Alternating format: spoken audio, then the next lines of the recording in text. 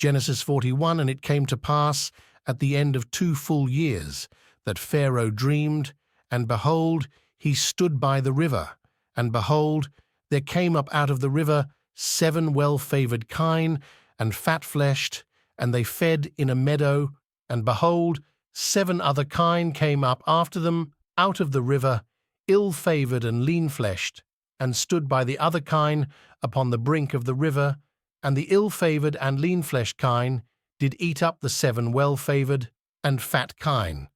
So Pharaoh awoke, and he slept and dreamed the second time, and behold, 7 ears of corn came up upon one stalk, rank and good. And behold, 7 thin ears, and blasted with the east wind, sprung up after them. And the 7 thin ears devoured the 7 rank and full ears, and Pharaoh awoke, and behold, it was a dream. And it came to pass in the morning that his spirit was troubled, and he sent and called for all the magicians of Egypt and all the wise men thereof. And Pharaoh told them his dream, but there was none that could interpret them unto Pharaoh. Then spake the chief butler unto Pharaoh, saying, I do remember my faults this day. Pharaoh was wroth with his servants, and put me in ward in the captain of the guard's house, both me and the chief baker. And we dreamed a dream in one night, I and he, we dreamed each man according to the interpretation of his dream. And there was there with us a young man, an Hebrew, servant to the captain of the guard. And we told him, and he interpreted to us our dreams, to each man according to his dream he did interpret. And it came to pass, as he interpreted to us, so it was, me he restored unto mine office, and him he hanged. Then Pharaoh sent, and called Joseph, and they brought him hastily out of the dungeon, and he shaved himself, and changed his raiment, and came in unto Pharaoh.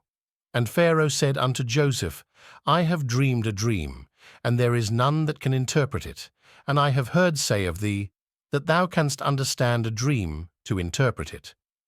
And Joseph answered Pharaoh, saying, It is not in me, God shall give Pharaoh an answer of peace. And Pharaoh said unto Joseph, In my dream, behold, I stood upon the bank of the river, and behold, there came up out of the river 7 kine, fat-fleshed and well-favoured, and they fed in a meadow. And behold, 7 other kine came up after them, poor and very ill-favoured, and lean-fleshed, such as I never saw in all the land of Egypt, for badness.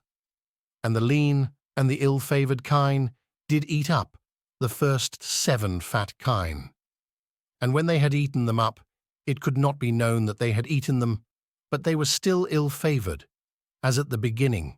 So I awoke, and I saw in my dream, and behold, 7 ears came up in one stalk, full and good, and behold, 7 ears, withered, thin, and blasted with the east wind, sprung up after them, and the thin ears devoured the 7 good ears. And I told this unto the magicians, but there was none that could declare it to me.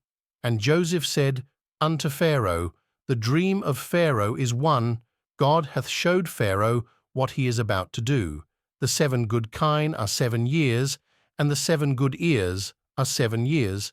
The dream is one. And the 7 thin and ill-favoured kine that came up after them are 7 years. And the 7 empty ears blasted with the east wind shall be 7 years of famine.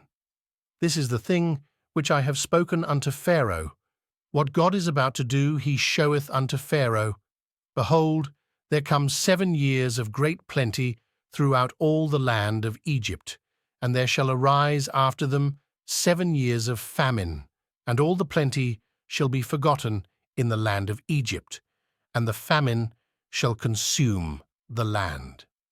And the plenty shall not be known in the land by reason of that famine following, for it shall be very grievous. And for that the dream was doubled unto Pharaoh twice. It is because the thing is established by God, and God will shortly bring it to pass. Now therefore let Pharaoh look out a man discreet and wise, and set him over the land of Egypt. Let Pharaoh do this, and let him appoint officers over the land, and take up the fifth part of the land of Egypt in the 7 plenteous years.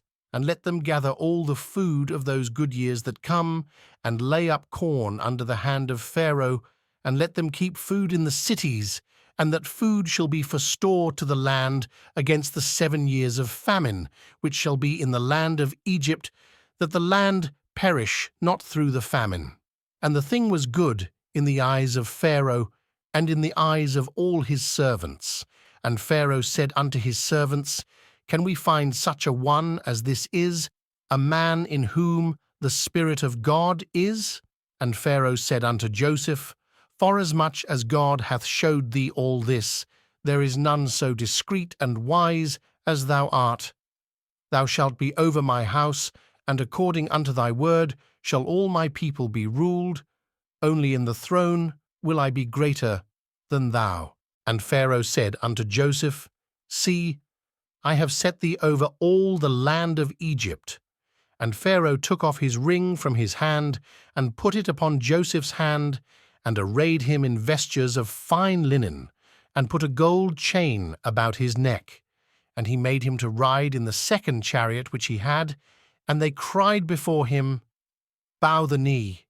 And he made him ruler over all the land of Egypt. And Pharaoh said unto Joseph, I am Pharaoh, and without thee shall no man lift up his hand or foot in all the land of Egypt. And Pharaoh called Joseph's name Zaphnath-paaneah, and he gave him to wife Asenath, the daughter of Potiphar priest of On. And Joseph went out over all the land of Egypt. And Joseph was 30 years old when he stood before Pharaoh king of Egypt. And Joseph went out from the presence of Pharaoh, and went throughout all the land of Egypt. And in the 7 plenteous years the earth brought forth by handfuls. And he gathered up all the food of the 7 years, which were in the land of Egypt, and laid up the food in the cities, the food of the field, which was round about every city, laid he up in the same. And Joseph gathered corn as the sand of the sea, very much until he left numbering, for it was without number. And unto Joseph were born 2 sons before the years of famine came, which Asenath, the daughter of Potiphar priest of On, bare unto him. And Joseph called the name of the firstborn Manasseh, for God, said he, hath made me forget all my toil.